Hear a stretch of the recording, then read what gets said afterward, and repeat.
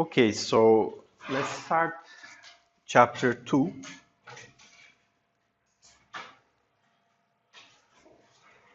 Chapter 2, Variational Principles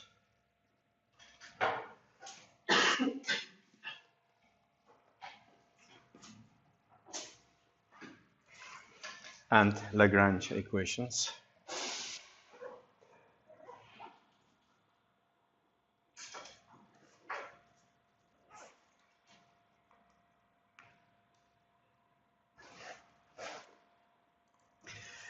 Okay, so far we have talked about Lagrange equations with the use of D'Alembert principle.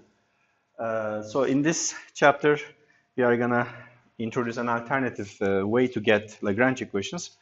It's a Hamilton principle to start with. Hamilton's principle.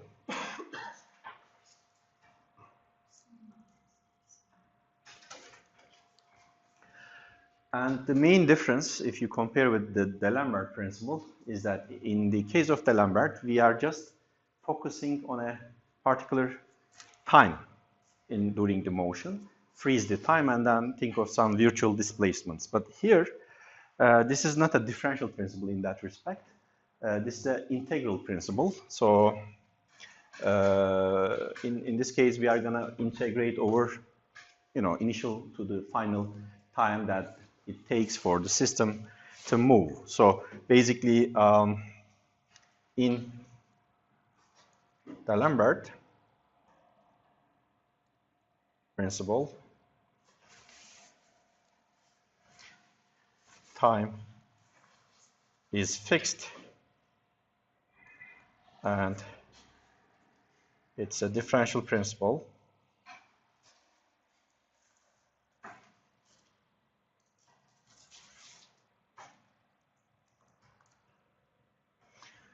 On the other hand, Hamilton case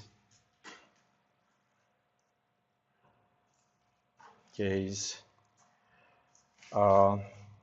is an integral principle.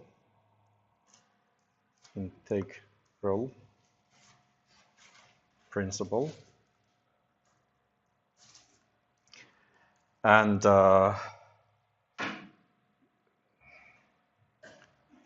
there is an integral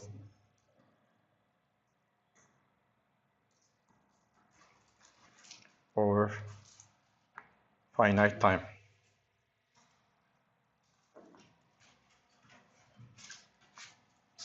Okay, so in a sense, like you can start thinking of like, would there be an integral principle like to get the Lagrange equations as an alternative to a differential principle like D'Alembert? Okay, so that is sort of a motivation, and basically in this case we have to define a space where our system leaves some traces on that space at each time, basically, and this space, it doesn't have to be, orthogonal or anything like that, but just, for the sake of discussion, I can call them like some generalized coordinates, Q1, Q2, Q3. It could be more directions like, I don't know, Q4, etc. So, and if you think of, just put a dot at each time where this system state is, so that you eventually end up with getting the history of the motion as something like that. And the mass, let's say, this is the mass of the system, point particle, let's say, for simplicity. And practically, the values of, let's say, Q's at this particular time, okay? At a later time, there will be obviously time evolution, so the particle is somewhere a bit further up or down, depends on the motion. So this is the what we call path of the motion, okay? And And do not think that this is the usual Cartesian coordinate system, okay? So this is a sort of a space spanned by our independent generalized coordinates, and such a space is called, technically configuration space, okay? So this is configuration space, different than the usual physical 3D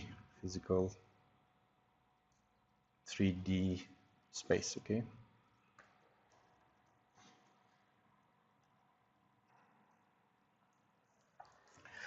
And in fact, this is the space where the Lagrangian is also defined. The Lagrangian, say L of Q1, Q2, up to Qn in general, and their derivatives like Q1 dot, Q2 dot, dot, up to Qn dot, let's say, and maybe time explicitly is also defined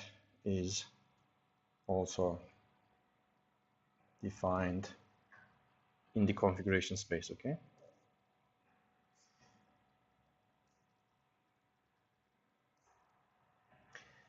Even though mathematically the dots are simply the derivatives of the coordinates, generalized coordinates, we treat them to be independent as we are taking partial derivatives, as in the case of Lagrange equations, for example, to get the equation of motion. So in this respect, like, they are treated to be independent. But mathematically, of course, one is the derivative of the other, right? So, to be more specific, it is also important to describe what kind of systems are going to be our subject of interest. The name for that kind of systems, which are a bit more general than conservative systems, are called monogenic systems. So we have monogenic systems in mind during the lectures, let's say. What is monogenic?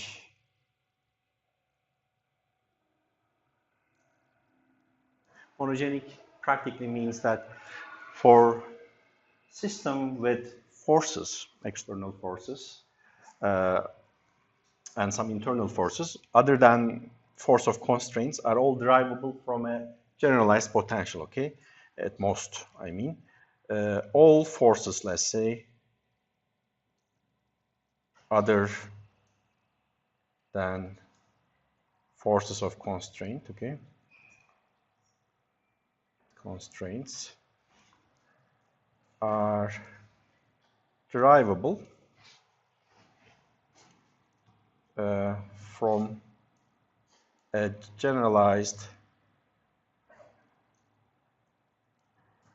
potential V is equal to, let's say, V of some Qj, Q dot J, and time. Okay? And if you remember, we have discussed generalized potentials. In principle, they can have explicit time as well as some generalized velocities in them, such that the generalized forces are related with V in a specific way, okay? So not any type of QQ dot T functions, okay? Just functions which gives you directly generalized forces through the relation that I have described earlier. So, these are called monogenic. So it's more than conservative, if you like. In a sense, like as a special case, if, for example, this generalized potential turns out to be some sort of a Q, J dependent only, then the system,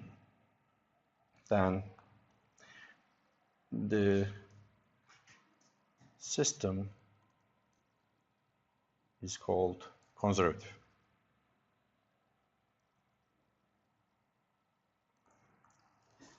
So as long as the system is monogenic, the discussions that we are going to carry out is going to be valid for all that kind of monogenic systems. Okay, so once we describe the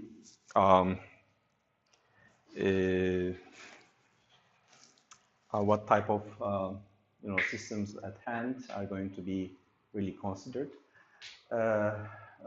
maybe we can state the so-called Hamilton's principle for monogenic systems again.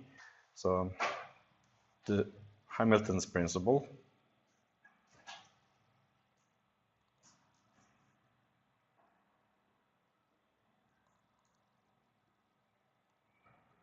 okay. And as you remember, we define our Lagrangian, which is the functions of generalized coordinates and their derivatives and time, which is also nothing but like the kinetic energy of the system minus, in fact, I mean, in general, I have to keep it like V, right? I mean, since the discussion will include generalized potential cases. So then, if you just think of the time integral, now integral principle, so that let's just think of the time integral of this Lagrangian from particular time to another finite time t2 of this L of qj's, q dot j's, and time integrated over time, then obviously in principle this gives you a number, okay? This is called the action and is equal to a number for particular qj of t. Obviously, something that we don't know to start with, like that is kind of the unknown variable, right? So we don't know what coordinate in time for the system. So that is what is all about finding the equation of motion, and the solution of the equation of motion is going to give us the coordinate is a function of time. But once you choose one possible path, let's say, if you like, think of the previous path, like from an initial time to final time, let's say, then if you take its derivative and put it in L and then integrate over time, you get a number, okay? And the idea is that for this number, called action, is indeed stationary for the actual path. Since normally from A to B, there are infinitely many ways to go, right, for a system, but system chooses the one where the action turns out to be stationary for that particular choice, okay? So let's say that the action becomes stationary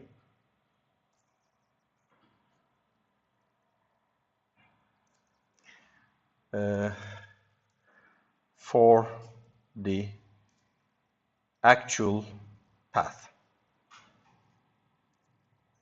which is qj of t. If there are n degrees, all of those q1, q2, up to qn needs to be known as a function of time, as a degree. That is the actual path we can get. Then basically for that particular cases, integral of the Lagrangian gives you the sort of, in physics, the minimum value, or in math, sometimes it's called stationary. And stationary means simply action I has the same value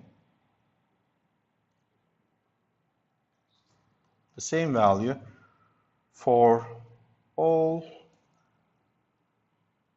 neighboring paths up to first order variations.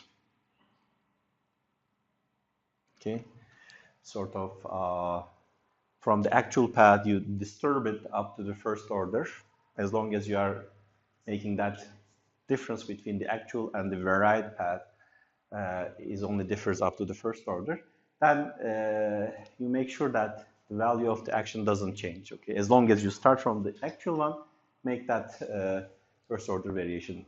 The values remains to be the same. So I mean, basically, this is also saying that the first derivative is vanishing, basically. Okay, the first derivative,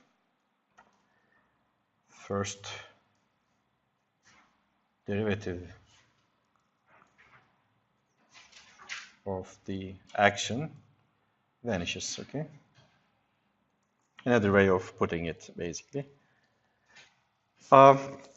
Again, like, we don't exactly know why that is the case, but that is exactly what happens whenever a system classically prefers to one path over the other. We can check that the preferred path, the actual path, is always something that gives you the action to be minimum, basically. In principle, extremum as far as the math is concerned, but in physics problems, that extremum happens to be a minimum at all times. So mathematically, so basically, just to simplify the discussion, I can just concentrate on, let's say, 1 degree. Okay, just this is, let's say, time direction, and this is 1 degree q, and you know, basically, I have an initial point, the final point, and then from initial point to final point, as you know, there are infinite possible different choices, and one of them turns out to be, let's say, the actual path. Okay, so let's say something like this, and then this is at a particular initial time t1. Okay, this is t1, and this is t2, and at each, you know, point in between, q changes such that you get this path of the motion in one dimension, 1 degree case, let's say. And again, I'm going to define a neighboring path, if you like. So let's say this is our actual path, and this is a neighboring path. Okay, neighboring path where you can generate it from the actual one by making a first order variation at most. So basically, we can simply define at a particular time, let's say, okay, something like that, t, arbitrary time between t1 and t2, the difference between these two actual versus the neighboring path, the right path, is what we call the virtual variations of q. If you remember our D'Alembert principle, we define virtual variation at a fixed time. This is exactly what it means, basically. So this difference here is the virtual variation in first order. Okay, I mean delta q, and as you see, time is fixed, so you are just imagining a virtual displacement in q at a particular time.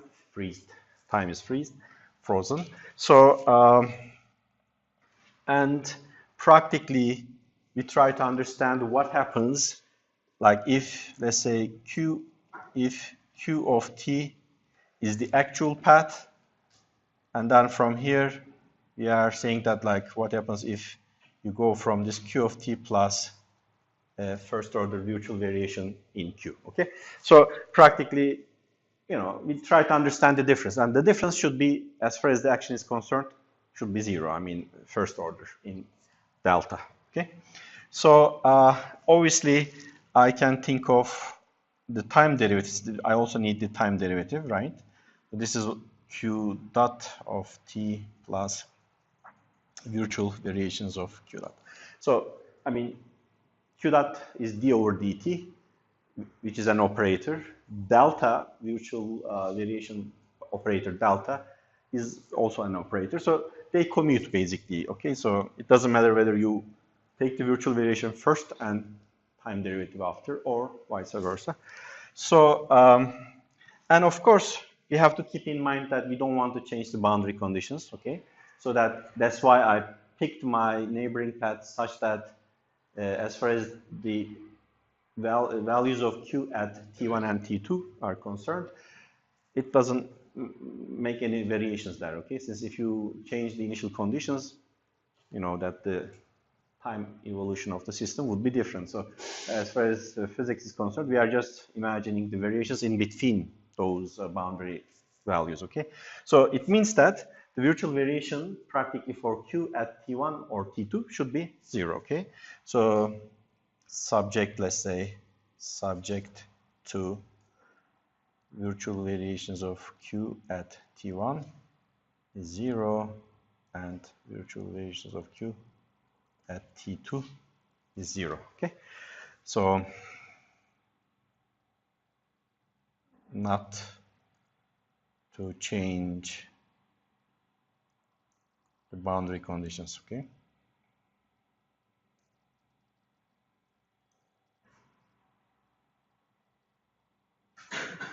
If we change the boundary conditions, whatever we are doing is not virtual anymore, right? So, okay, so I mean, as a mathematical problem, there's an action here. Let me define it as like the action that you get if you use q as the coordinate from t1, t2, L of q. Since we made our discussion for a single q, I don't put any index, okay, for the time being. So if this is the sort of the action defined by the actual path q itself, then the interest here is what happens the action when instead of q plus delta q, the neighboring path, is used. Then again, this is from t1 to t2, L of q plus variations of q, q dot plus variations of q dot. Do I have any variations in time? No, I mean, from the definition, I'm making everything virtually, that time remains to be fixed as far as the Lagrangian is concerned, of course. We are making that variations differently at each time and then integrate, of course. But at each time, the variation, see, like as far as this figure is concerned, I might have different variations at different times. Huh? Like variations of q could be 0 at t1, t2, could be something different at each time. But once you put it in here, then sort of divide that interval to slices and then, you know, sum. Basically, integral is nothing but a sum. Okay, so the main thing here is that I like to write down this varied path action, the action that you get with the use of the varied path, in terms of, let's say, some original one, if there's no variation. And then obviously I expect a difference in the action also in the first order in delta. So if I call, I mean, let me call the varied path gives you an action which is nothing but the action without the variation plus some difference, okay? And Hamilton principle says that as long as q is the one which gives you the actual path, that additional piece remains to be 0 for all first order cases, okay? So, but mathematically we have to show what is this. I mean, okay, so practically if q of t represents, let's say, represents the actual path,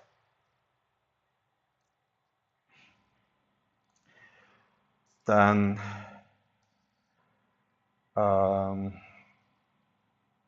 variations of I should vanish. Since what we were saying is that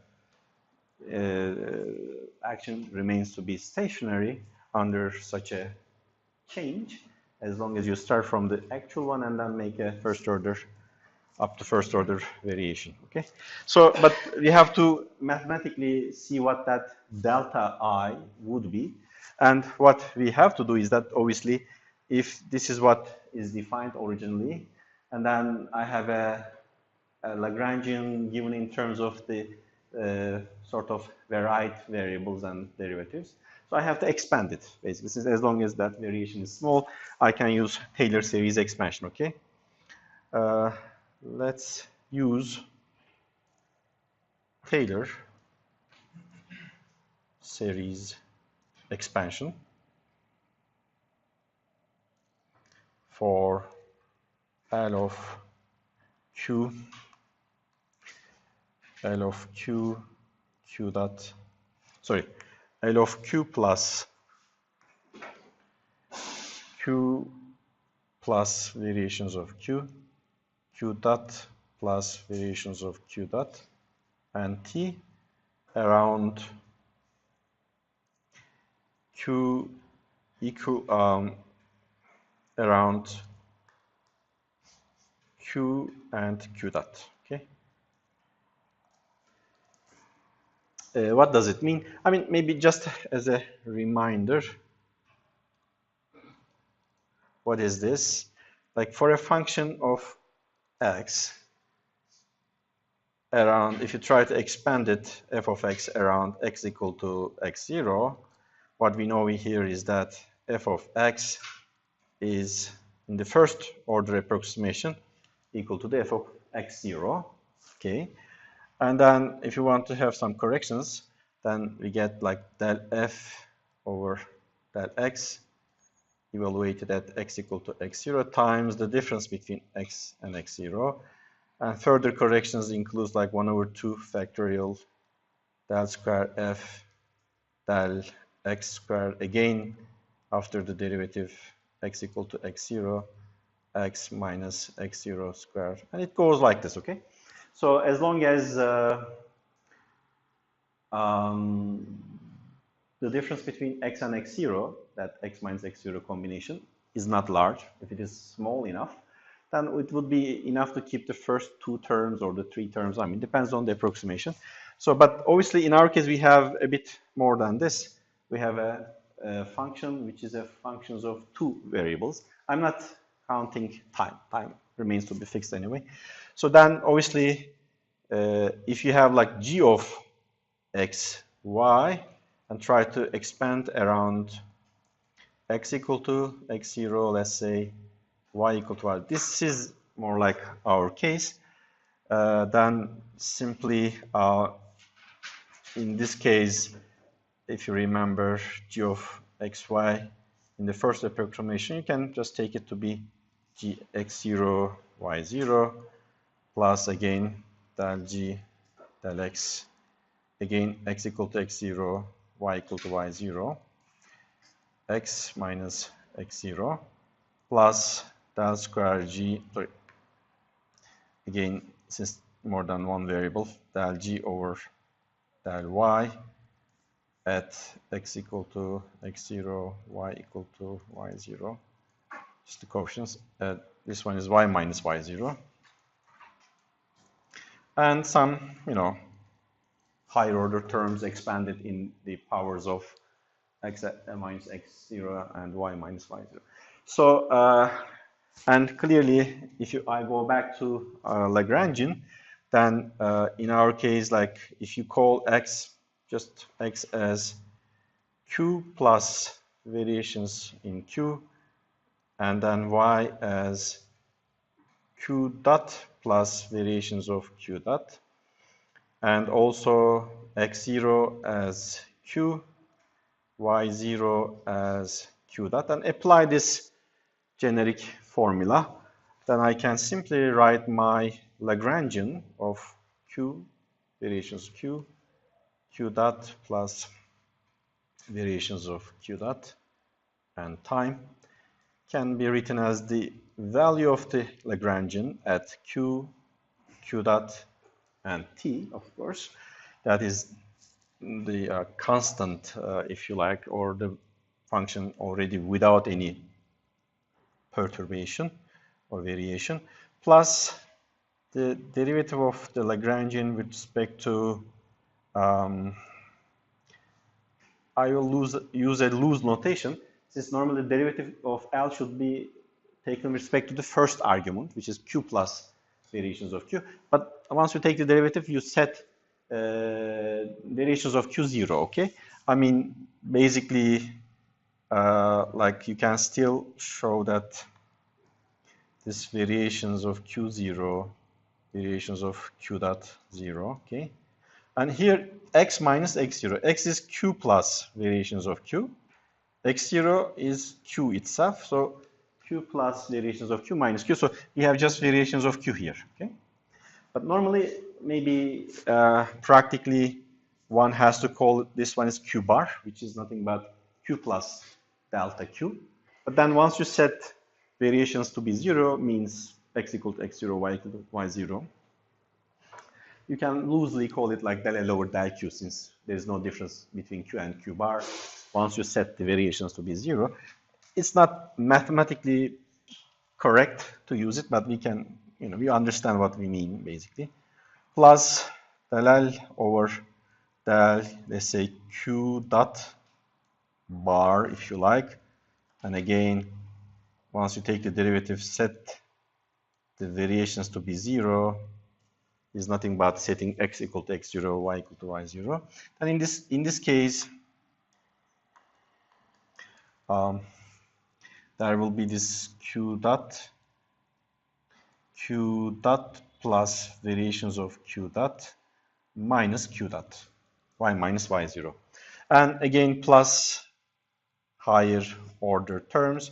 And obviously those higher order terms are going to be, or the first one is going to be like variations of q squares, variations of q dot squares, squares of the second order corrections, okay? But what we have said is that what we are saying is true up to the first order.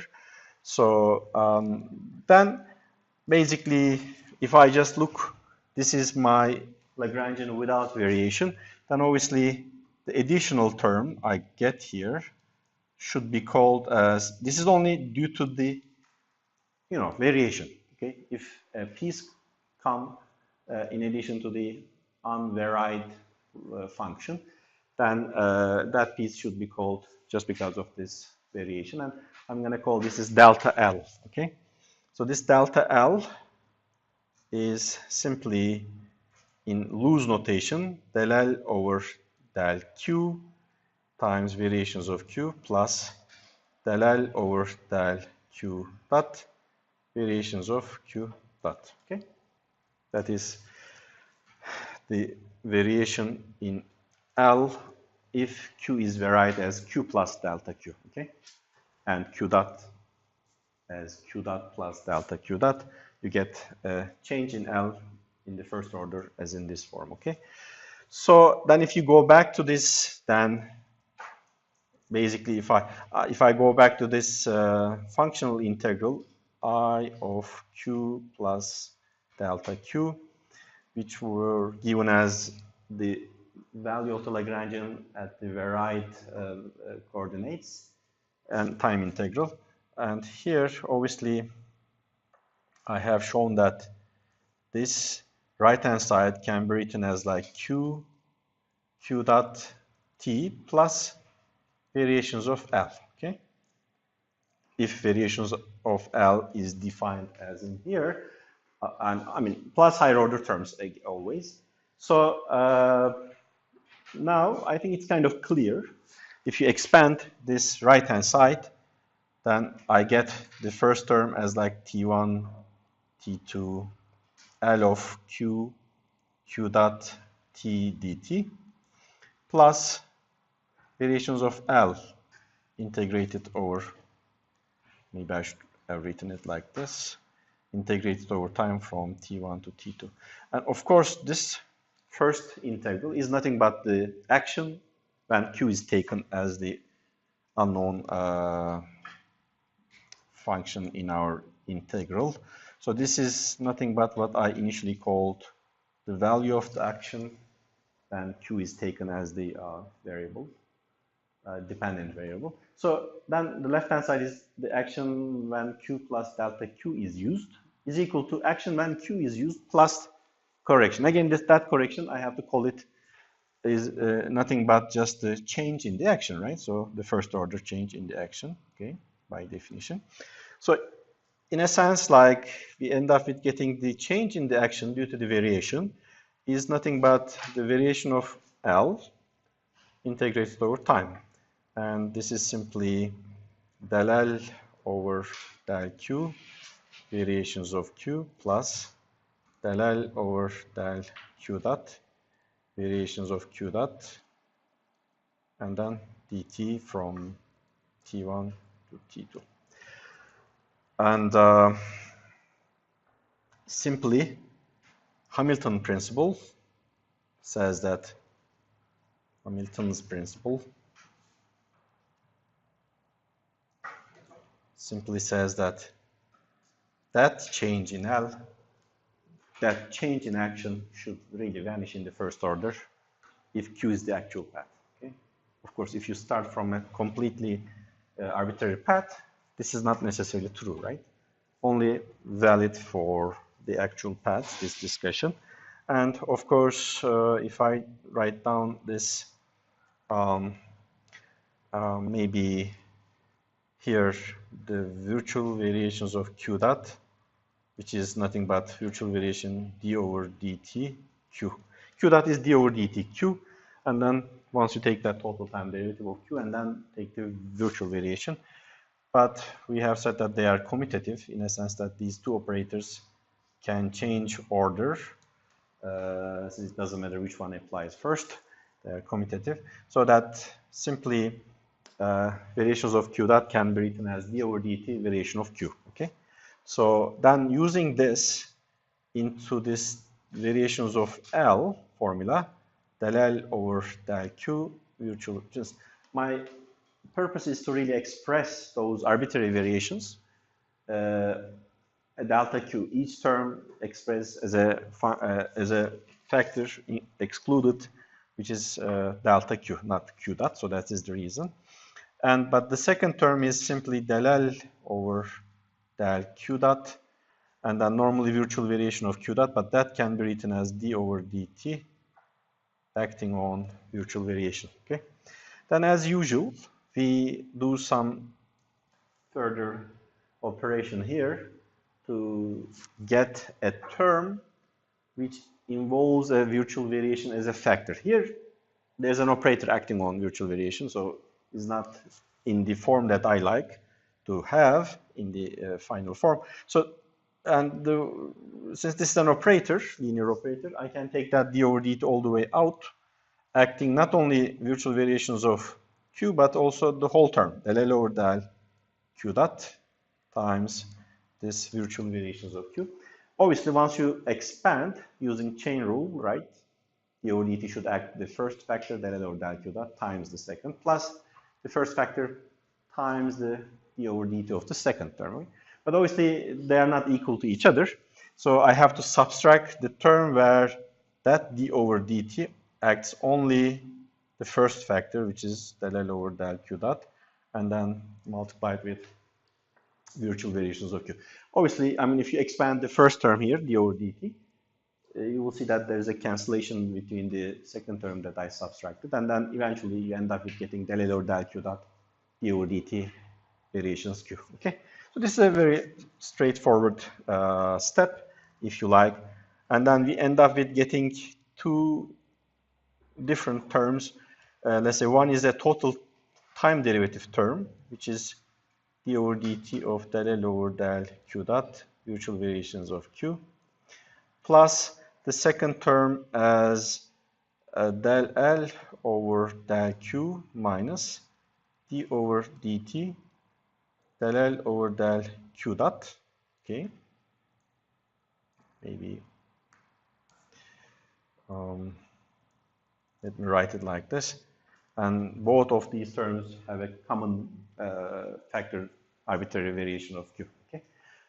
So then the change in the action is the time integral of this term. Okay. So practically the first term is something like this, d over dt, del L over del q dot variations of q dt, plus the second term is simply del L over del q minus d over dt del L over del q dot. Not only time integral, but also there's a factor of virtual variations of, and the whole thing, Hamilton principle says that should vanish. Okay, so the first integral is trivial. Since we have total time derivative of something over a time integral, eventually we end up with getting the value of this del L over del q dot variations of q at the endpoints t1 and t2, right? So this is by definition 0, since the value of q, del L over del q dot, not necessarily 0 at either t1 or t2, but virtual variations of q should definitely vanish at t1 or t2. We know that that should be 0, okay? So there will be, this is sort of called surface term, and no contribution from there. And then we are left with the second integral vanishes. And again here, the idea is that this is arbitrary. Since we did our calculation for a single degree, but if you generalize that to more than 1 degree, then I have to put an index j. In that case, they are not necessarily just arbitrary, each of them, also independent, okay? Otherwise, you cannot set that coefficient to be 0. But for 1 degree, it's no problem. This is just arbitrary. You can make it as small as possible. It's different value can be taken. So, but at all times, the integral should give you 0, okay? So the only way to make sure that this is the case, the coefficient should vanish. So from here, we get our condition. For q to satisfy, to give the actual path, it should satisfy such an integral over Lagrangian, okay? So this is like d over dt del L over del q dot minus del L over del q is equal to 0, okay? So this is what I call Lagrange equation. Lagrange's equation, or Euler Lagrange equations. It's for, let's say, more than 1 degree case. For more than 1 degree case, we end up with getting something like del L over del q, del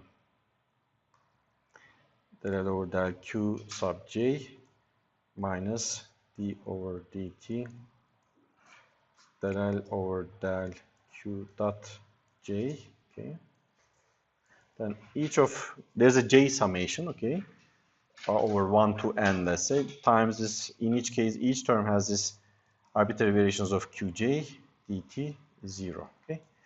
So from linear algebra, we know that in order to really make sure that the coefficients of those arbitrary variations to vanish, those variations can be done arbitrarily and independently. If not, there's such a functional relation among any two, let's say, then you have to use it first and then get a reduced independent set, okay? So you see, now I have to say that they should be arbitrary, each of them arbitrary and independent. And in that case, for each j, you can write a Lagrange equation as long as qj's are independent, okay? So, but this is important. So when there is a constraint, you have to use a modified equation, if you like, okay? You cannot use as in this form, okay? So del L over del q sub j minus d over dt del L over del q dot j equal to 0 for j running from 1 to n, let's say, okay? when you satisfy the conditions, you can write that down as an equation. And maybe just before the break, one other justification, we said that that virtual variation should be 0. I mean, to justify why virtual variations should be equal to 0, we can use the following logic. For example, consider virtual variations of I to be less than 0. Okay?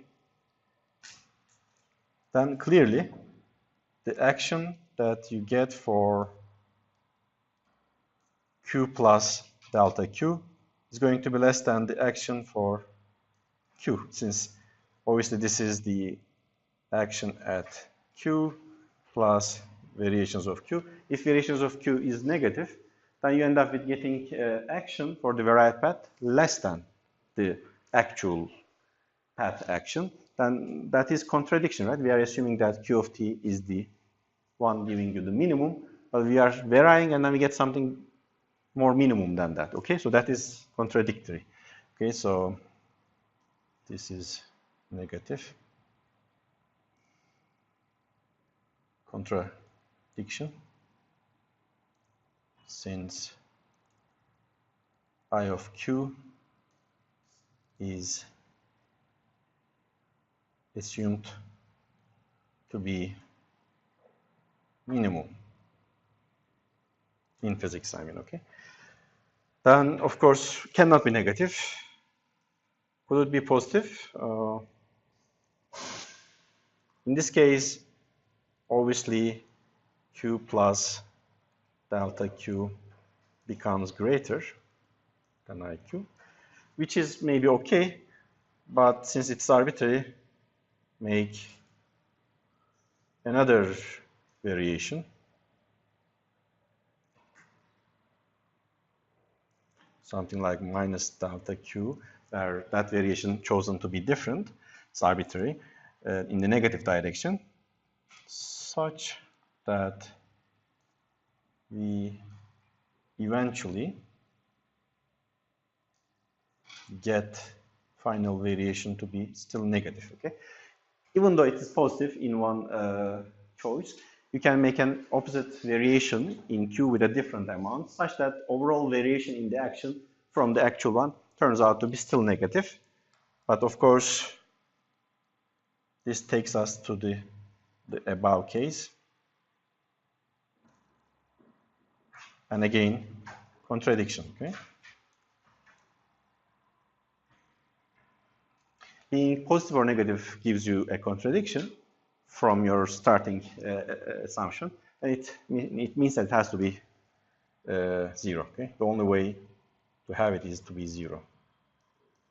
Cannot be positive, cannot be negative, nothing left but just to be 0, okay? Any questions? Then maybe we can have 10 minutes break. Okay.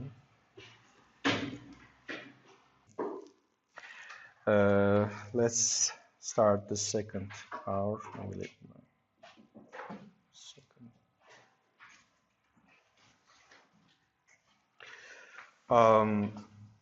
Before proceeding further, I think some generalization would be useful. First of all, this variational method has much wider use than just getting equations of motion. I mean, not only in physics, but in different fields indeed. Engineers, different people use it. So then in that content, maybe the above, let's say, procedure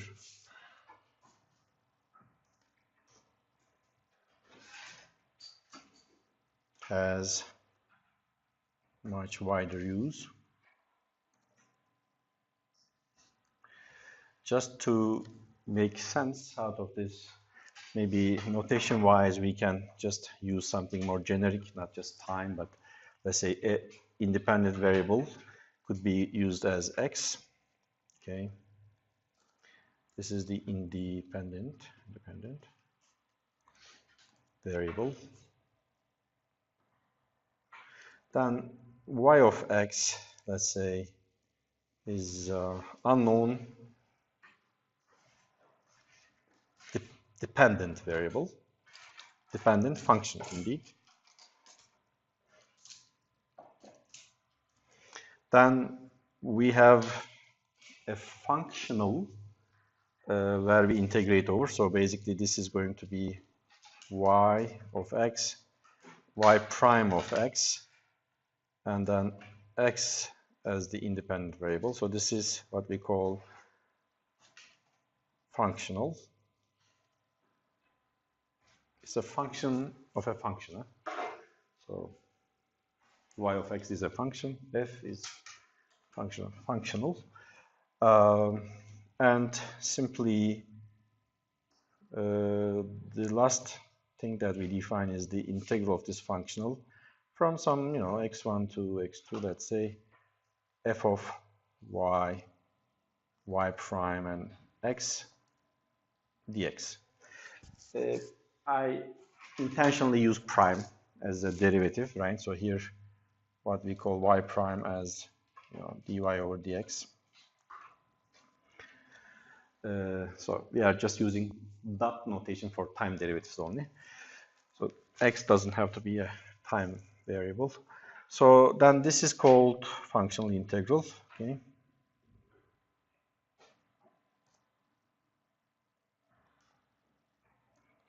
And again, you can construct any type of a optimization problem in terms of such a integral of a functional where that functional has some unknown functions like y with one or more than one independent variable. Then in order to really find the condition on that unknown function y to satisfy your optimization problem, maximum something, minimum something, whatever it is, then the condition turns out to be Euler-Lagrange equation, okay? So simply the necessary and the sufficient condition, the necessary and sufficient condition for I to have extremum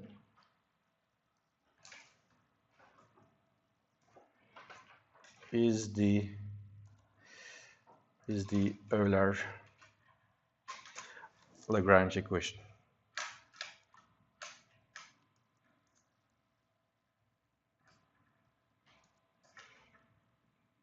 In this case, there's a single equation, which is nothing but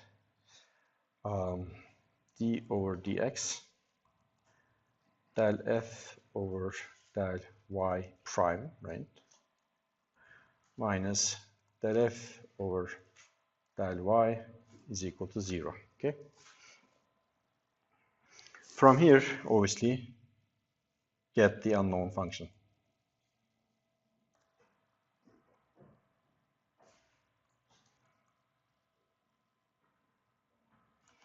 The whole idea is to determine what that y of x should be to make sure that it's f integral over x on a finite interval turns out to be extremum. So which y function extremize the action? Or here is not action, so maybe I think a better notation is j, just to make sure that, I mean, some functional integral value, okay, j. Maybe before doing a simple application, some generalizations are possible, okay. Some generalizations, let's say, some generalizations. The first one is indeed what happens if there are more than one variable. We have done this before, but okay. more than one unknown function, let's say, in this language, unknown functions. So in a sense, like we have y1 of x, y2 of x, etc. up to yn of x. These are all unknown functions of x. Independent variable is still 1. And then if you want to know that f depending on those y1, y2, yn, and their derivatives, y1 dot, y2 dot, yn dot, and maybe x. Then integrating over x from x1 to x2 to have it extremized. Each of these y's should satisfy independently the Euler-Lagrange equation, okay? And again, we are assuming no relations among those y's. For example, any of them cannot be expressed in terms of others, okay? So they're all independent as long as. Okay, then in this case, sorry. Prime notation, right? Yeah, exactly. I get used to that notation. This is prime, to be, specifically correct. Then simply we just have to write down Euler-Lagrange equations for like d over dx, del f over del y1 prime. Sorry, yeah, like let me use an index y sub I prime minus del f over del yi is equal to 0. I is all the way from n.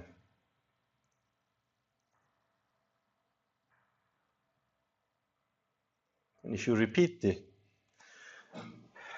the steps that we have done at the beginning for such a case, we have to require all to be independent. You know that, right? Otherwise, some constraint stuff gets into the formulation. So this is not difficult to understand. So each of those variables, each of this such combination will be multiplied with the arbitrary variations of y sub I. If they are all independent and arbitrary, then you can set for each I that coefficient to be 0. Okay, that's how we basically get this. This is sort of, we have done this, like, instead of q, we call it q sub j. Then we have written n number of Lagrange equations in the case of physics discussion, but here it could be something else. And the second one may be more than one independent variable. In this case, we are talking about like sort of x1, x2, I don't know, maybe x n, if you like, n independent variables. And it could be, of course, more than one dependent or just one dependent.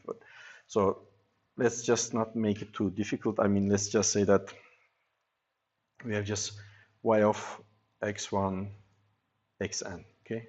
It's the unknown function.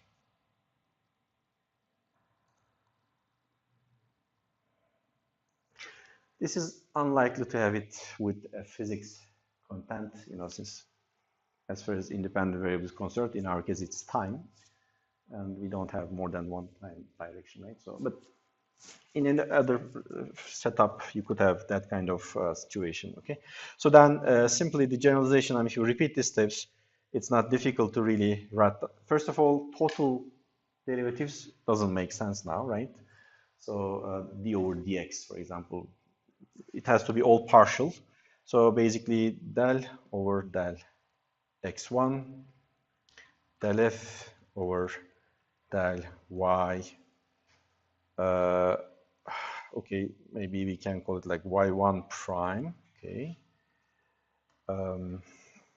plus del over del x2, del f over del y2 prime.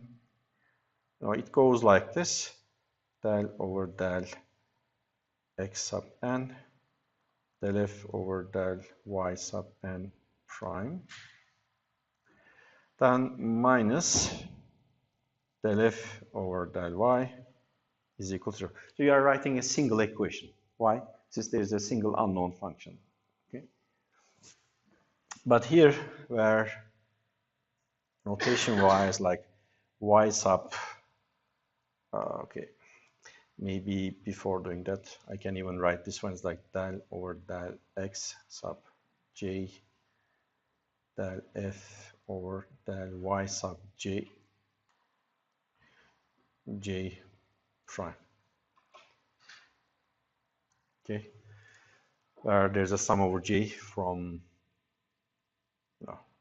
1 to n, if you like. Okay, so here maybe I should say that where y sub j prime defined as del y over del x sub j. Okay, xj derivative of y is called as y sub j prime. Okay, I mean just for notation wise. So this is another kind of a situation you might need to use within different frameworks. Okay. Okay, so but I don't think that we will need that kind of equation. But for sure, in our case, having more than 1 degree, the first generalization is definitely relevant for our problems. So maybe like a typical example, again in physics, maybe in math. Okay, let's say very, very simple example.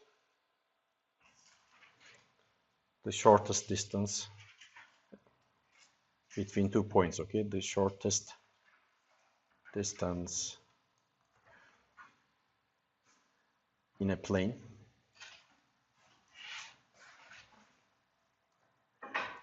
is a straight line, okay?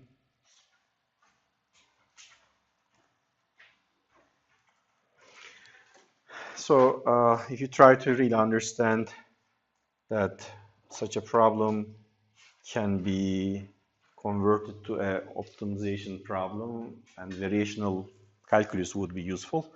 So you can think of a plane spanned by x and y coordinates, and then, okay, maybe to be really precise, the shortest distance between 2 points, I should say, okay? I mean, otherwise that distance could be 0. Shortest distance between 2 points in a plane, okay? Between 2 points in a plane. So in a sense, like this is point 1, and again this is point 2, exactly like what we did it before. So you can imagine different ways to get from 1 to 2, okay? We don't know which one is the shortest, but one of them should be shortest. And to decide what should be the form of that curve, if you like, from 1 to 2, to get a constraint to minimize the distance, okay? Under the given circumstances, you don't change the initial and the final point, but in between you have different ways to go, and which one would be the shortest distance, basically. So, and then if I call such varied paths as y of x, you could think of it the other way around. It could be x of y. I mean, it doesn't matter like which one is indeed here independent, which one is dependent. Depends on certain problems. Sometimes it's easier in one way if you assume, let's say, x is independent, but for the problem at hand, it wouldn't be different. So now saying the form of the equation is y of x, I'm already saying that x is the independent variable, okay? So x is my independent variable, and y is given as a function of x, but we don't know which y of x is indeed the shortest, okay? This is the unknown dependent variable, dependent function, okay?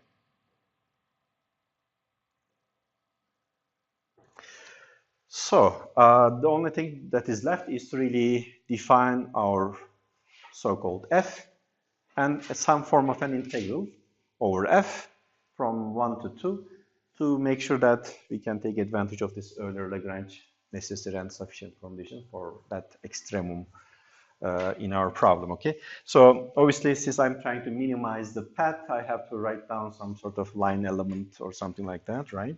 So if you just zoom in, let's say, okay, let me zoom into this one of the paths y of x, then obviously I can just think of,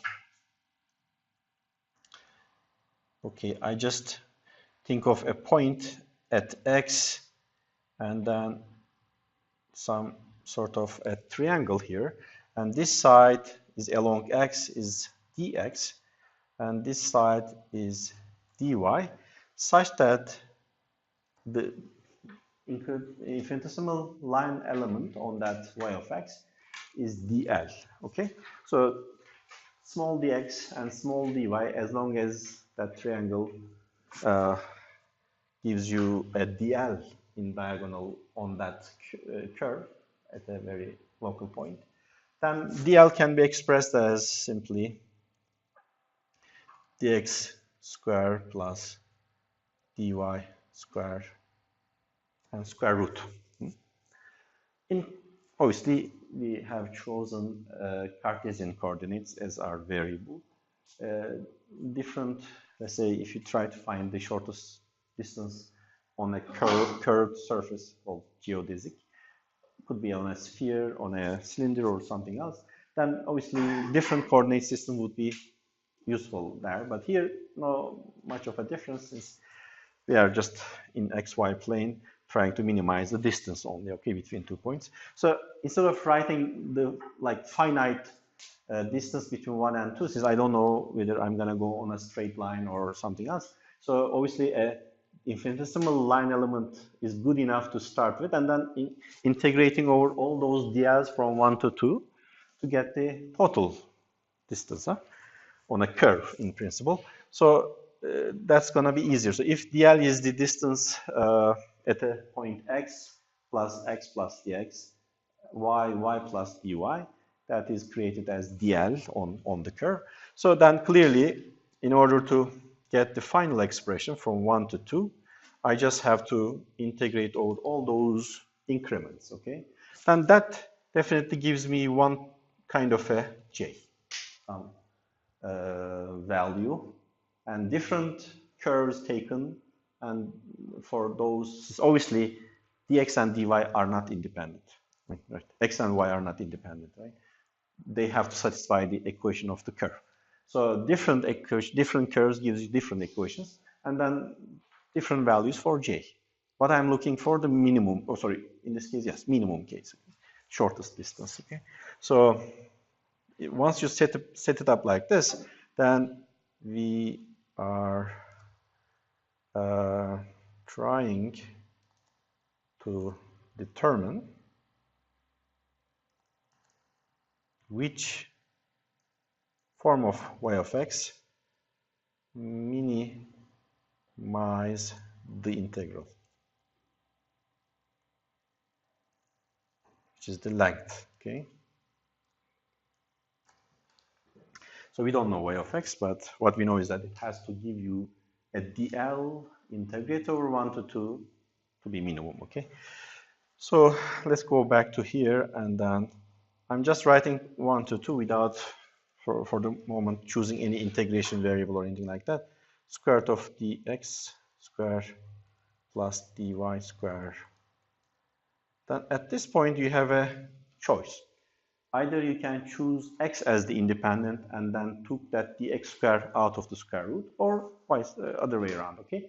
So since I started as y of x, means that x for me is the independent variable chosen, so that I can write that down as like dx out 1 plus dy over dx, okay? Square, something like that. Now, since I have decided that my independent variable is x, now instead of saying from x1 to, so from 1 to 2, instead of that, I can write like the limit says now x1 to x2, okay? Then obviously the coefficient that you get here as an integrand is going to be our f of y, y prime, and maybe x. Okay. So that is what it takes to decide, what type of a f one has to use in this setup to make sure that the distance is minimum, shortest. So obviously my f now is sort of square root of 1 plus y prime square. Okay. And dy over dx is y prime, right? This is,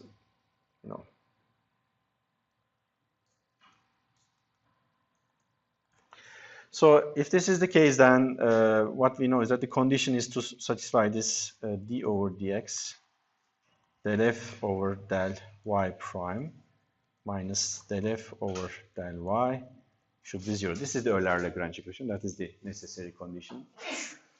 What is nice about this case is that no explicit y, even though it is allowed, but for some reason in our problem, we have no y itself in our explicitly f, only its derivative, which means that there's some simplifications like del f over del y directly 0. So it is nice since then you can reduce the order of this differentiation. Since d over dx, which is the total derivative of the independent variable, with respect to independent variable, del f over del y prime gives you 0, means that del f over del y prime should be a constant. From here, del f over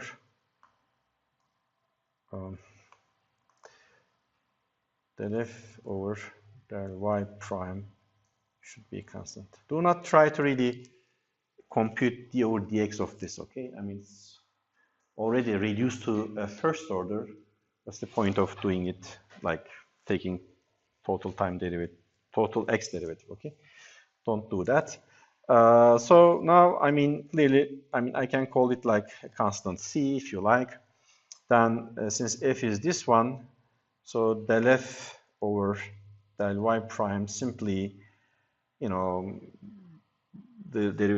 square root gives you like minus 1/2. So simply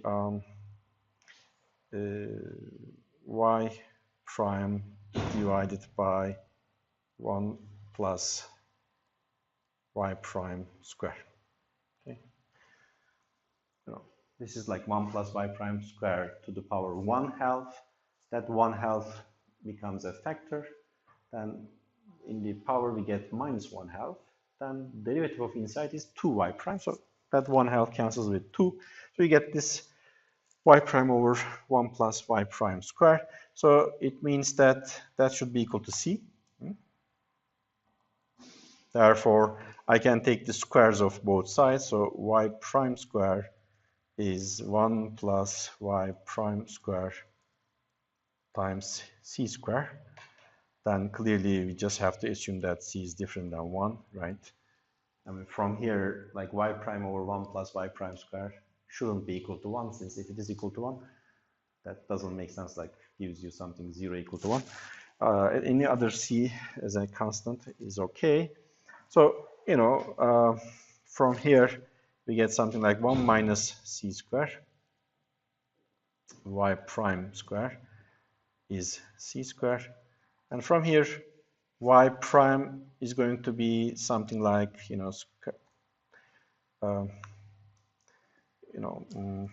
plus or minus square root of c square over 1 minus c square. As long as c is different than 1, that is fine.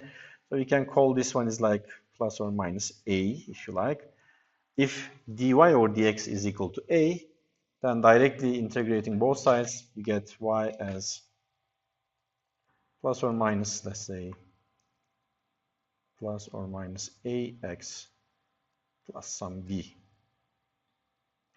If you end up with getting such a formula, then that would be from 1 to 2, this is going to be a straight line. Huh? Maybe this is 1 and 2. This is y equal to ax plus b. Okay. So you can determine A and B from the boundary conditions, like at x equal to x1, y should be y1, at x2, y should be y2. From there, you can find A and B in terms of boundary conditions, okay? Boundary values. Okay, so this is the simplest application one can imagine. You can generalize this to a three-dimensional case. Still, you get a straight line. Or as I said, like shortest distance on a curved surfaces like cylindrical surface or a sphere or something else. The only difference is that how to write dl, okay? I mean, by choosing suitable coordinates. I'm assuming that you are kind of familiar with this, so I'm not spending more time on this. But maybe what we can discuss before the break is to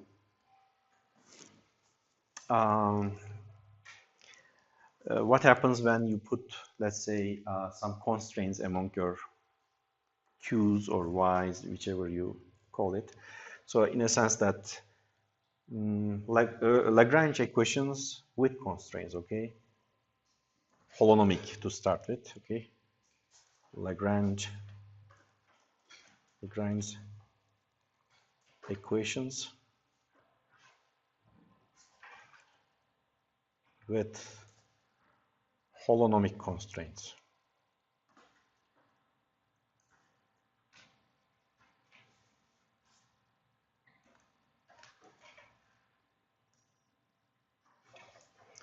We don't discuss non-holonomic cases, but maybe some special semi-holonomic case, one can get a formula for that as well.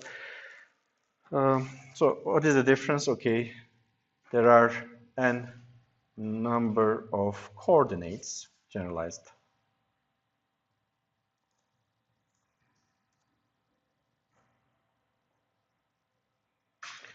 But they are not only independent, okay?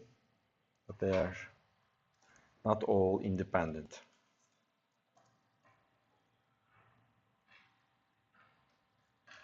Once something like that is given, one thing that we know is that the earlier version of the Lagrange equation is not valid, okay? Since whenever there's a constraint, it means that maybe those variations, some of those variations are arbitrary, variations of QJs, but not all independent, okay? So once you have that, that is the case, you just have to sort of go back and try to rederive the Lagrange equation within that restriction. So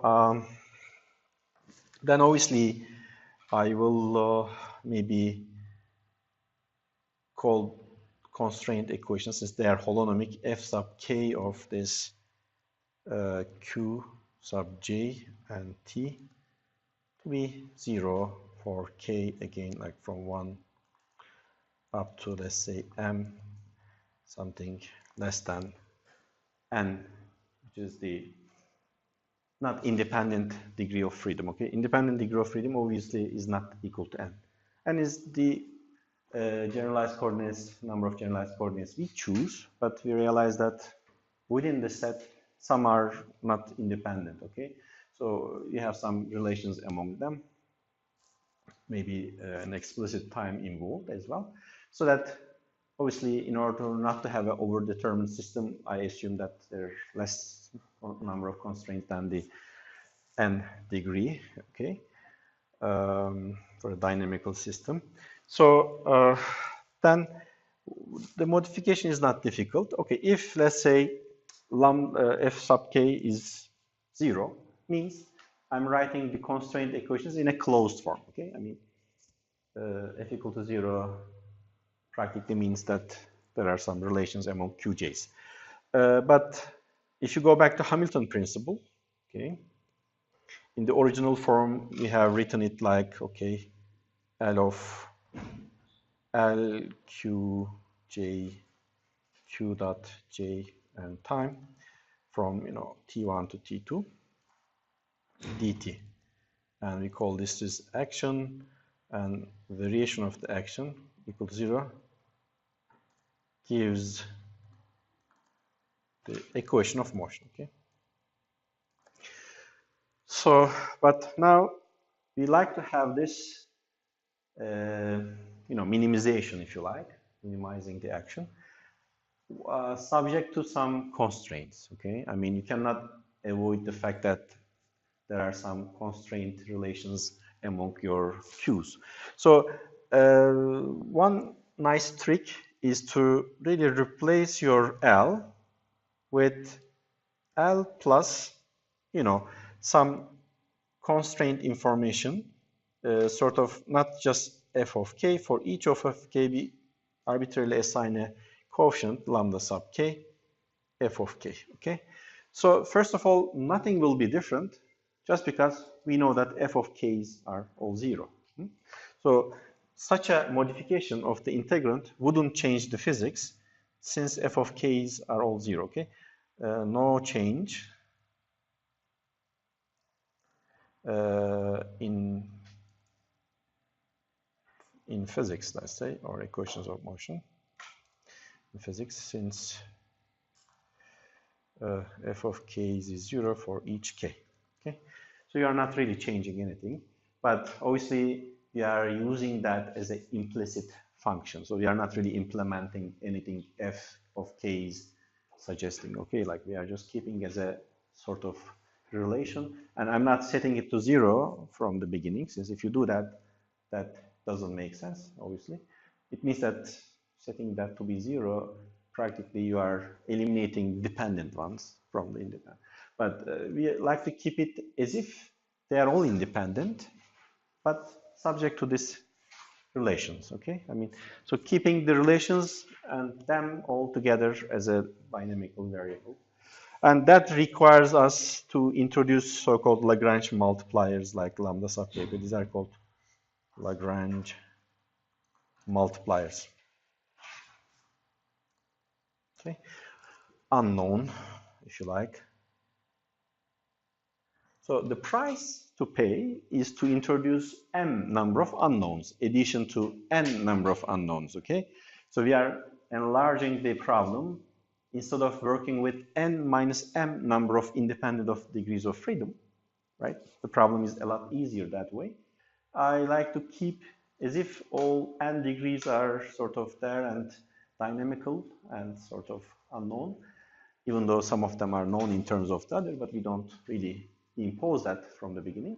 But keep that constraint relation within our minimization procedure as L goes to L plus lambda k fk. And obviously that requires additional m number of unknowns. So let's say initially there are n number of unknowns.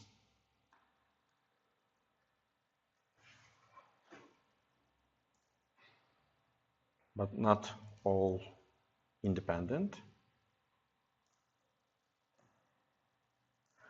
Now we have n plus m number of unknowns. And here just action is I is L dt. Okay. But over here, the action is going to be modified as L plus lambda sub k f sub k. Okay. And simply, if that is what we have, and I can really call this new combination as, if you like, in shorthand notation, L bar, where L bar now has like Q sub j's, Q dot sub j's, and I have to add lambda sub k's, and then maybe time, okay? Since that turns out to be something L bar has as a unknown variable lambda, okay? So then obviously now I can claim that without really going through the same steps we have done before, just do it for L bar. I mean, basically, the difference between L bar and L bar gives you, let's say, action I bar, but no difference between I and I bar, since eventually the difference is proportional to F, Fk, and Fk's are practically zero. So now, if you repeat the steps for this integrand, then we are going to say that, okay, d over dt del L bar over maybe it would be safer probably to go back to this variations of ice. Taking from here, I think would be a better idea, so that this is going to be variations of L plus lambda k f sub k dt. And Hamilton principle says that this should vanish, okay, in the first order. So the only thing that we have to do is that take these variations of L plus variations of this lambda k fk. Okay, so and the first part, as you remember, up to a surface term gives us minus d over dt del L over del q dot j plus del L over del qj. The surface term vanishes as usual, so I don't really rewrite that part. I mean, this under the integral, I mean, not just the variations of L, but variations of L integral part gives under integral, something like that. And then this additional part, I have to think of like a chain rule. So first variations of lambda k times f sub k plus lambda sub k times the variations of f sub k. Okay? This lambda is arbitrary, right? Unknown. I have to think of its variation as well, which is independent from the variations of q's. I forgot to write that there is this variations of qj overall multiplied. So simply, if we try to write the final form like t1 to t2, this minus d over dt del L over del q dot j, okay, plus del L over del qj. This is multiplied with variations of qj, and then plus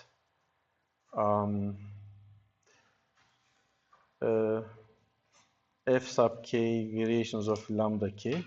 And in here, since my f sub k's are functions of q's and t, so I can easily take the variation as like del f sub k, del q sub j, variations of q sub j, plus normally del f sub k, del t. Since t is also an explicit variable in principle in the constraint equations, but since this is a virtual displacement stuff, so no change in time, so that there's only a single term comes out from, in fact, I can see that like that is also overall having this variations of qj, so that can be combined with the whole term over here, okay? So maybe let me take it back and then add this plus, is it plus? The book does it in a weird way, so let me, I think instead of adding up, we have to subtract to be consistent with the final expression the book has. So this is, just change that plus to minus, okay? I mean, since lambda is arbitrary, could be minus or positive or negative, so we can either add or subtract, I mean, no difference, okay? Doesn't change anything. So then, if that is the case, there's a minus here, okay? And then that minus show itself as a minus over here, minus lambda sub k del f sub k del qj. That whole thing is multiplied with variations of qj's. And then the additional term is like f sub k variations of lambda k. The whole thing is integrated over time. So now, in fact, we are allowed to really consider that variations of QJs are all independent. Why? Since I already include the fact that they are related through F. Okay, that information is already embedded into my formulation so that I can set separately the coefficients of those arbitrary variations and independent now, like this coefficient to be 0. And obviously lambda variation is also arbitrary and independent, so that's unknown Lagrange multipliers. So each of these comes out as a necessary and sufficient condition for this problem to, let's say, minimize that action under n number of coordinate variables with m number of constraints, okay? So you see, Lagrange equation now is sort of modified within the light of this additional information kept as a implicit function, okay? So then simply you just have to say that d over dt del L over del Q dot J minus del L over del Q sub J plus lambda sub K del F sub K del Q sub J equal to 0 for J from 1 to all the way N. And the second one simply says that F sub K's should be 0 for K from 1 to up to N. You see how many equations you see here? N number of equations for the first set and M number of equations, which are nothing but the original constraint conditions, right? If you treat it like as if f of k's are non-zero, we end up with getting that f of k is equal to 0 as the condition, which is the constraint we have, okay? So n plus m number of equations, okay? So here, totally n plus m number of equations. And if you remember, n plus m number of unknowns. This n refers to qj's. This m total refers to lambda k's, okay? K goes 1 to m, so there are m number of unknowns introduced. And obviously the price to pay is to sort of enlarge the configuration space somehow, treating them, n of them to be independent with some functional implicit relations f of k is equal to 0. Then that requires to introduce additional m number of unknowns. But what is the catch? I mean, are we stupid to do this? So the catch is really understand that lambda k's are really physical, okay? Not just lambda k's, but lambda k times del fk over del qj's are so-called forces of constraint, okay? So if you define this, I mean, as minus q sub j, then here q sub j, sorry, yes, q sub j as minus lambda sub k del f sub k over del q sub j is the force of constraint in j direction.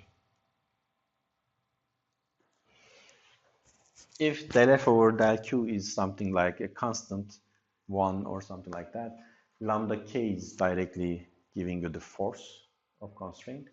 But if q is something like an angular variable, then you practically get torque, so generalized force, okay?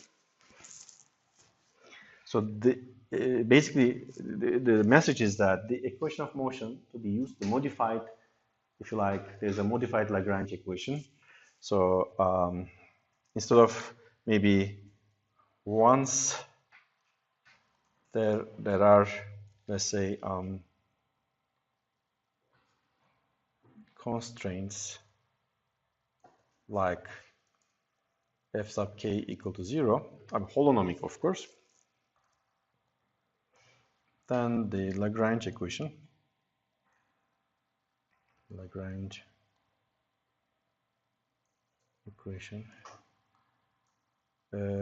equations maybe, are modified as d over dt del L over del Q dot J minus del L over del Qj. Normally, if they're all independent, you set it to 0, huh? The right-hand side. But now it's kind of equal to Q sub J, which is nothing but minus lambda sub K del F sub K del Qj. Okay? So the only difference is in the right-hand side, if you like. Okay? The left-hand side is sort of form invariant.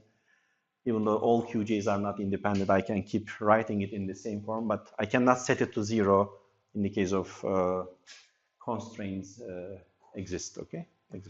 So we have to set it that to be like minus lambda k del fk over del qj, where fk's are known. And of course, once you take all the derivatives are taken, etc., you also have to use the fact that f sub k's are all 0, okay? But not before the derivatives are taken. So that is sort of mixing two methods. In this method, we keep them all dynamical and independent, but the relation kept as implicit functions. But using that implicit functions to be 0 at any step makes the idea of, simplifying the problem first to independent degrees and then, work like that, or do it this way, but then you just have to make sure that you take all the derivatives before really using the constraint relation, okay? I mean, that is important, yes. D'Alembert de aynı. Yani sonuçta bizim ödevdeki soruda düşünürsek, yani oradaki mesela constraint, ne bileyim, R eşittir büyük R constraint'ini arada ya da başta kullanmıyoruz. Onu f of f1 gibi düşünüp, onun gradientini işte lambda ile çarpıp orada gradienti oluyor. Yani orada da bir gradient var, bir şey var aslında. Onu şeye katıyoruz. Equation of motion'a. Dikkat ederseniz equation of motion'u değiştirdik yani. Ondan sonra bütün o türevler, işlemler alındıktan sonra f'in türevleri, işte buradaki bütün türevler hesaplandıktan sonra, çünkü bunu sıfıra set etmek demek mesela senin r'ni sabit almak demek, büyük r'ye. O zaman buradaki türevleri almadan yaparsan hatalı çıkar. Yani o zaman hani bazen bunu biliyordun, niye kullanmadın? Yani ya sonuna kadar kullanmayacağız bütün türevleri alana kadar, ya da başta kullanacağız. Yani ikisini birbirine karıştırmayacağız. O zaman hata yaparsın yani. Anlaşıldı mı bu?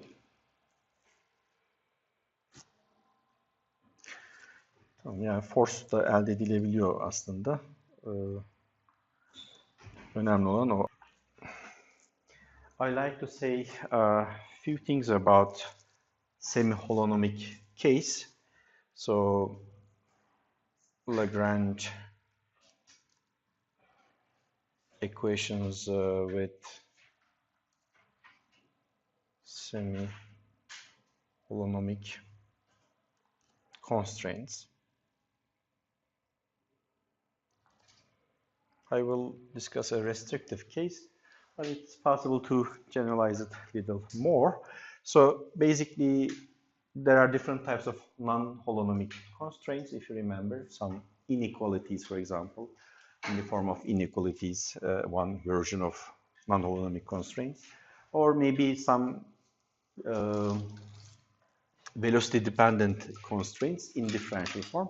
But if somehow, if a non-holonomic,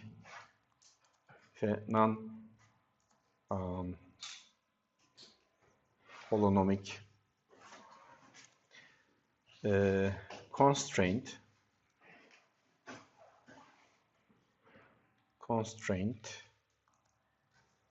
can be put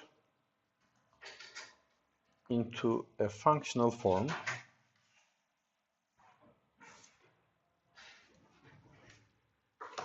mm,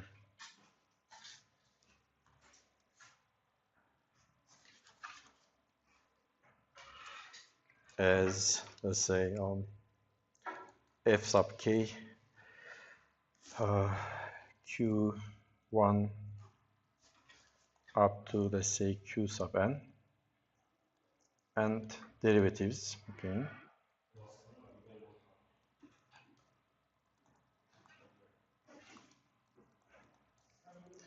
Again, maybe k. So it is, let's say, imagine that like a non-holonomic constraint somehow can be written as a functional form, but not coordinate dependent, but coordinate and velocity, okay? Generalized coordinate and generalized velocity dependent functional. So this is one way of maybe describing a semi-holonomic constraint, okay? Still a functional, but not quite the holonomic type, okay? Holonomic type, we are not allowed to have any dots, okay? But maybe non-holonomic form can be written like in differential form, maybe can be written in such a functional form. This qualifies as a semi-holonomic constraints, but with further simplification, if you like, if further they can be expanded as, let's say, f sub k as, say, sum over k. And k is not good, maybe L from 1 to n, k a, k l, q dot l plus a0 some sort of, okay, equal to 0. Here, obviously, coefficients a0 is coordinate and time dependent. Similarly, AKL, the coefficient of linear term, is also Q sub J.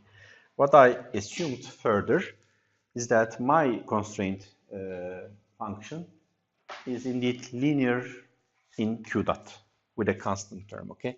I mean, obviously, the above equation is much more general, but again, like just for a simple verification, what happens if you assume something like that, and also maybe one can write that one in differential form as dfk as a sub kl dq sub l plus a0 dt, okay? So in differential form, you can write it like this, where the coefficients of dql and dt are just coordinate and time dependent, okay? No q dot, since I assume that the highest q dot dependence is linear, sort of frictional force, right? I mean, usually proportional to velocity, but it could be more complicated than that in principle, but you know. So again, in differential form, no. I mean, like, just think of it in differential form, sort of, basically, you can just write it as, instead of q dot, think of it like dq over dt. So you can write that down as like a dq plus a0 dt in the differential form, I mean, okay?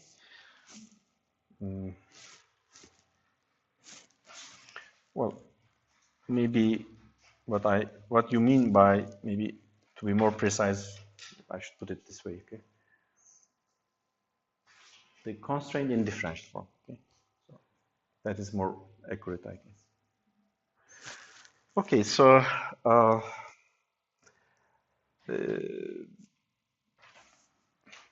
basically, if I go back to the Hamilton's principle again, okay, variations of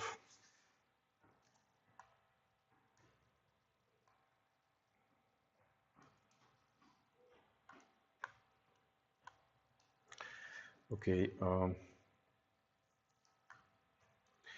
variations of I is the variations of L dt. Okay, so now I can imagine a similar situation, like this L, let's say, is replaced with L again minus mu sub k f sub k.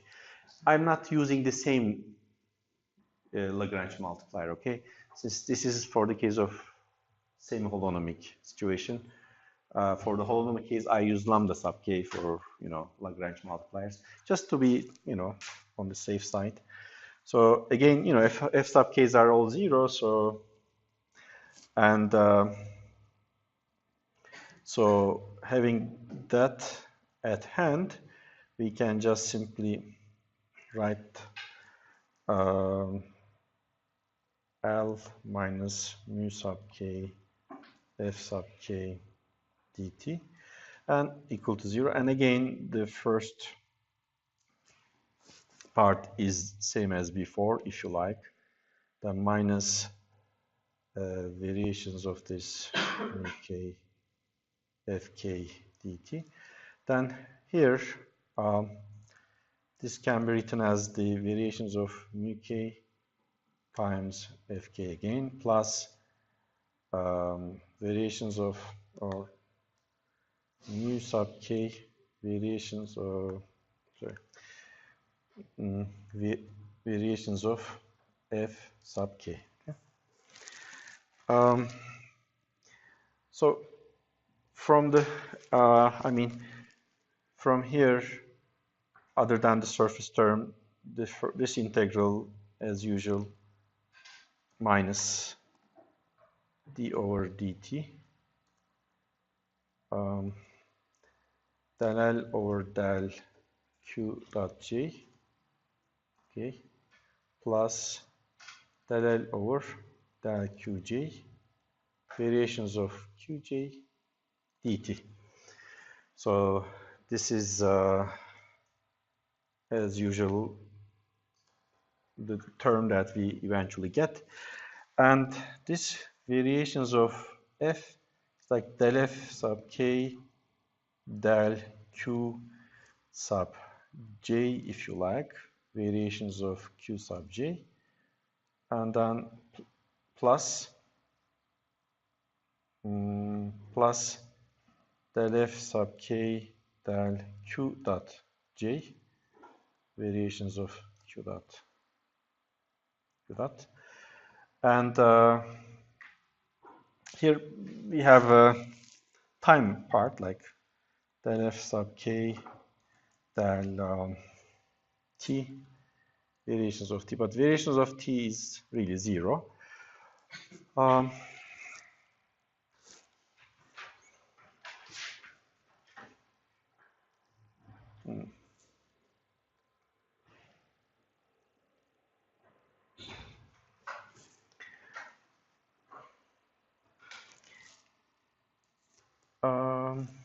Okay, so I guess we have to do something like this.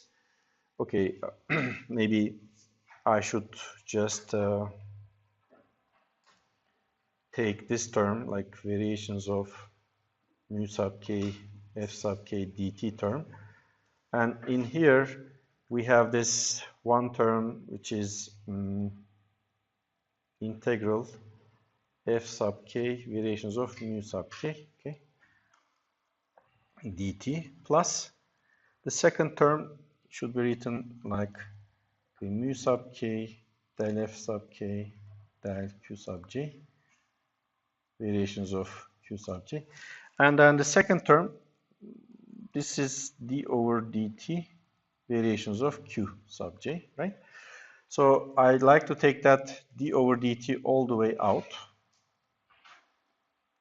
In this case, mu sub k should also be taken inside, since mu sub k is indeed some, in principle, time-dependent function.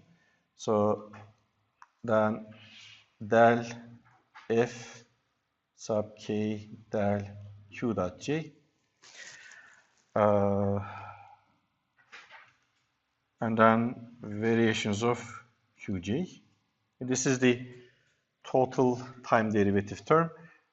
Then I have to subtract the followings. Subtract where d over dt acting on mu, d mu sub k dt del f sub k del q dot j, and variation of qj. One of them is this, and the other one minus mu sub k d over dt acting on del f k del q dot. Okay, it's chain rule.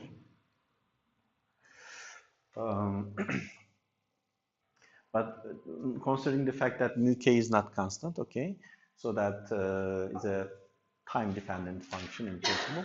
Then from there, just once you know q's, it's just a time dependent. Then we have two terms. One is that operator d over dt acting on mu minus that operator acting on the second term, which is del f k over del q dot. So subtracting these two, we can claim that the total derivative, time derivative term minus that is indeed second term over there. Okay, so this term with a mu k in it can be written as the whole thing here. Okay.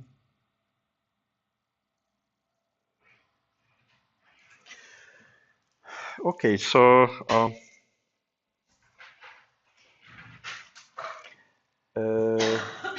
then we have to combine. Obviously, let's forget about this total derivative term. Okay. Why? Since after all, that term gives you the boundary, the value of that parentheses inside the parentheses at the endpoints. So since variation of q is 0, so we have no contribution from there. So the rest is just, as you see, all proportional to arbitrary variations of qj. So it means that all of those three terms can be combined with this all the way up. There's this variation of L dt gives you something proportional to q variation. So basically, if I combine, we get something like this. Okay, one integral, which is minus d over dt del L over del q dot j plus del L over del qj. Okay, and then plus lambda sub k del fk over del, sorry, it's not lambda, yeah, it's mu sub k del fk over del q minus d over dt del fk over del q dot j. Okay, so that mu k is proportional to this combination. And what is left is just minus d mu k dt del fk del q dot j. Then everything will have this virtual variations of qj and dt plus this f of k virtual variations of mu k dt is equal to 0. So clearly, the virtual variations of qj and virtual variations of mu sub k are independent and arbitrary, and since all the constraint information are included, so practically what we are going to say is that, you know, the coefficients, this is 0, so this is arbitrary and independent in quotation. Okay.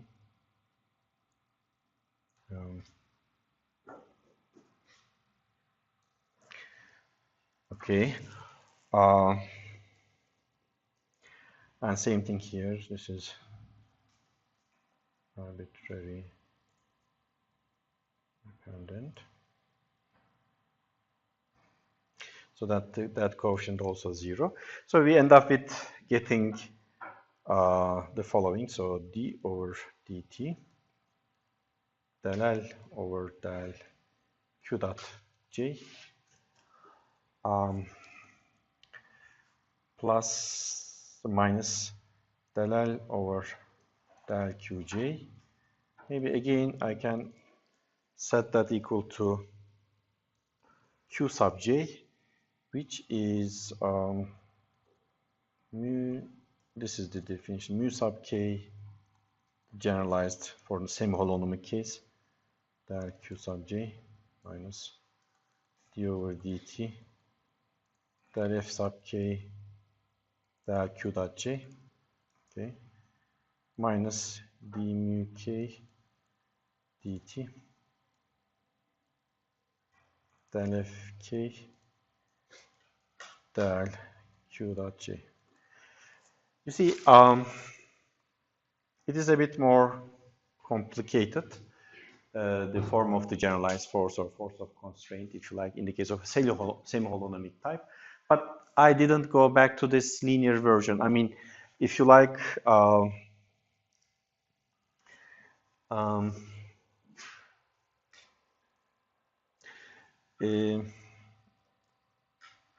for the special case, which is,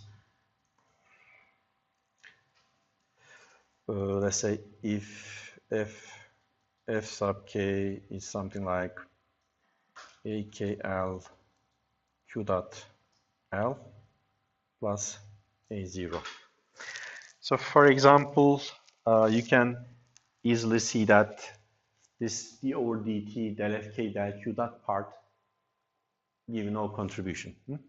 Since once you take the derivative of f with respect to q dot, you get something only q and t dependent, right? I mean, since f is linear, if it is linear in q dot, this is q dot.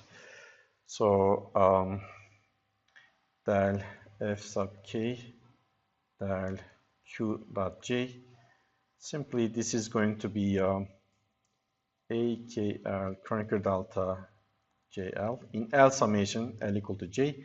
So this is akj, but to remember that this is just coefficient of q dot, which is a coordinate and time dependent.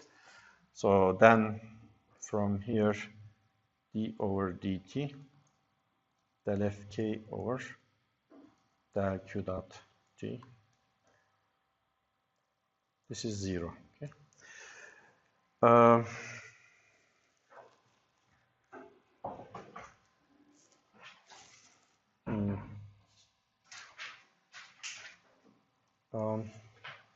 Do we get something simplified? I don't know. Del fk over del qj. That is del. This is del akl del qj q dot j plus del a0 del qj. So at least the middle term is gone. So like if I just look at the special form of this q sub j, mu sub k times del fk del qj minus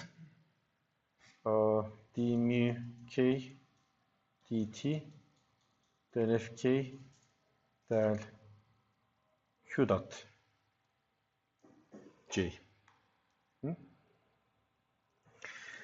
So the first one is this one with the like mu k multiplied with del a k l del q j q dot j plus mu k del a0 del qj.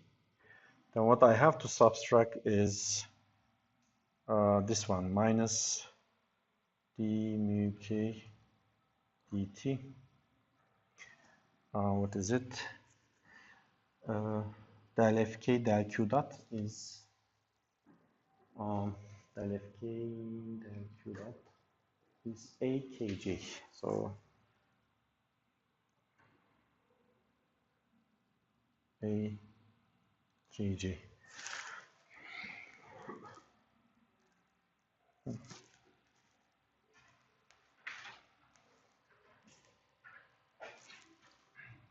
This of the first Q that's L, right, on the first term of the last involved. This should be L, huh? This should be L. Yes. J is supposed to be free index, yes. Yeah, that is L.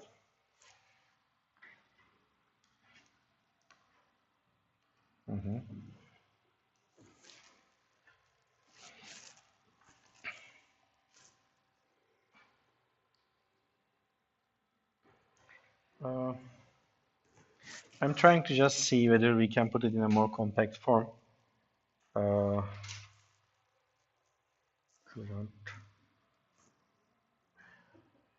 For example,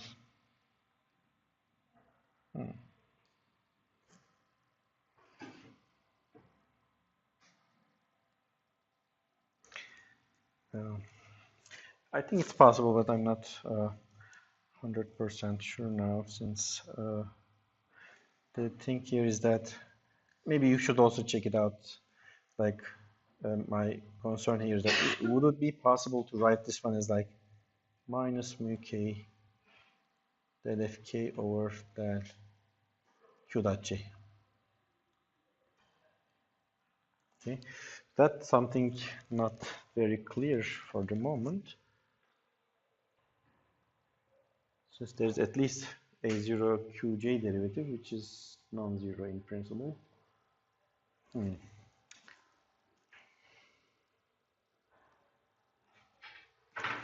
Well, the difference here is that I here write it in a differential, the variational form here. If you go back, if you remember at the beginning, we have written it like this, right? But if I write it in the virtual version of this, virtual,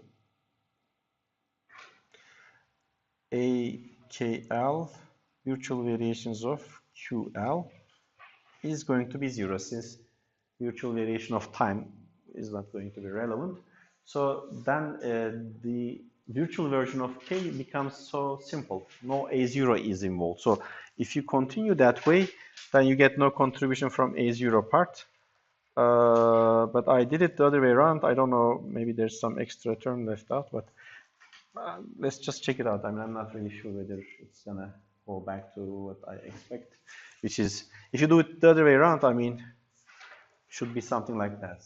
Minus mu k del f k over del q dot j for a specific form we have.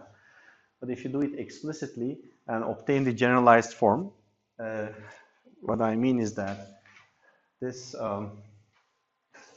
not this form, but over here, the right-hand side. Okay, this is the generalized force for a semi-holonomic system where the constraint functions can be written in a functional form as f of k with q dot in it. Okay, so but if that f of k, which might have any powers of q dot in principle, is linear in q dot, should come to this.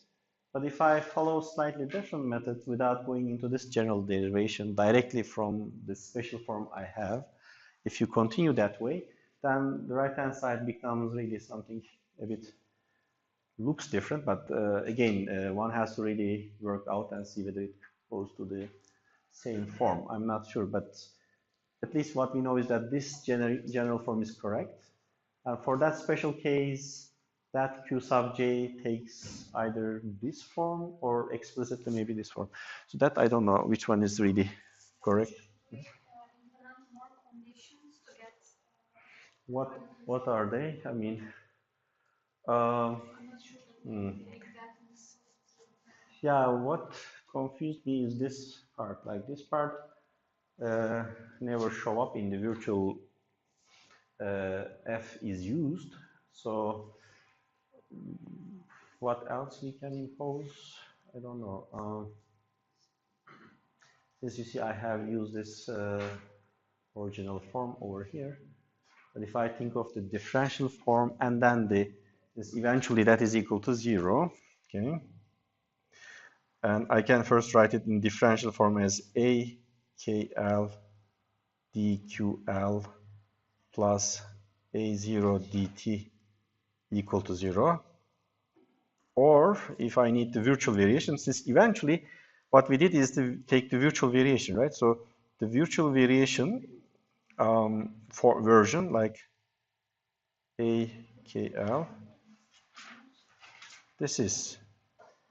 But if you go back in our derivation, even though we take the virtual variations of f over here, as we are taking it, we have some extra terms. So it's sort of,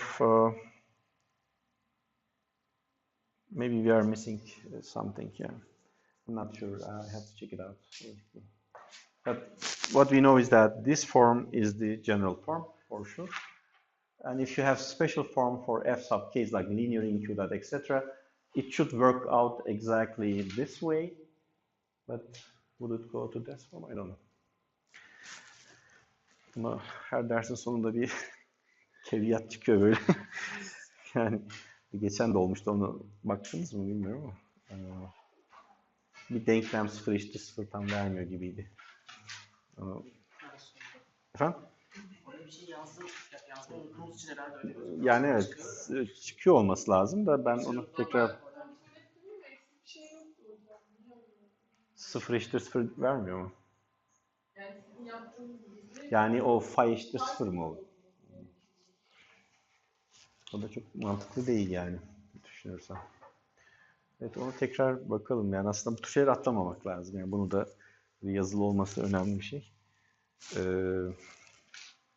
Bunları kayıt altına almayalım. Şeyi kapatalım. Sansür uygula Amerikan hükümeti gibi